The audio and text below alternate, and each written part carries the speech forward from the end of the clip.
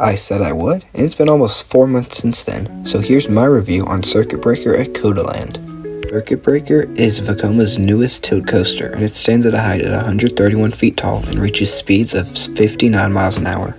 This was my first tilt coaster ever, and let me tell you, tilting 90 degrees straight down is insane.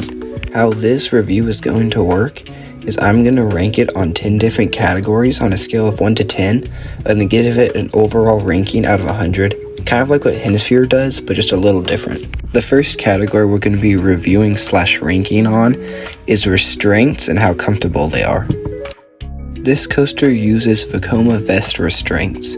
These are probably the most comfortable restraints I've ever used, and I would give these overall a solid 7 out of 10. The next category is theming. There really isn't much they could have done with theming, hence the name being Circuit Breaker, but it did have onboard audio, which made this ride like 10 times better. When it was tilting, the music would get louder and louder until it came to a complete stop at 90 degrees, then the music would go dead silence, but then right before it dropped, it got as loud as possible. And the station was kind of meh. I mean, it was alright, it looked great and all, I loved how it looked, but theming wise, it wasn't much done there. So I would give this overall probably a 5 out of 10. Actually, no, 4 out of 10. The next category is airtime. This ride overall really didn't have as much airtime as I was expecting, but it did have some good floater moments, barely any ejector at all. For airtime, I'd probably give it a 6 out of 10 just because there were some decent floater airtimes. The next category is pacing. This ride actually had some great pacing, and it was pretty whippy throughout the whole thing. And so I would probably give this a 7 out of 10 for pacing. The next category is elements. This ride features 4 inversions and that amazing tilt. It sadly really didn't have any airtime hills. I mean, it kind of had one, but it really wasn't much airtime like I said before. But overall, this had some great elements, so I would give it an 8 out of 10. Next is the ride's duration. This ride's duration from when it leaves the station and goes into the brake run is right about at 2 minutes, mainly because the majority of the time is the train having to lock in place on the track so that it can tilt.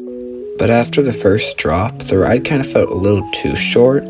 It wasn't bad, but overall, I would rank this a 5 out of 10. Next category is hang time. This ride actually had some decent hang time, even the majority of it was on that tilt that allowed you to hang for quite some time.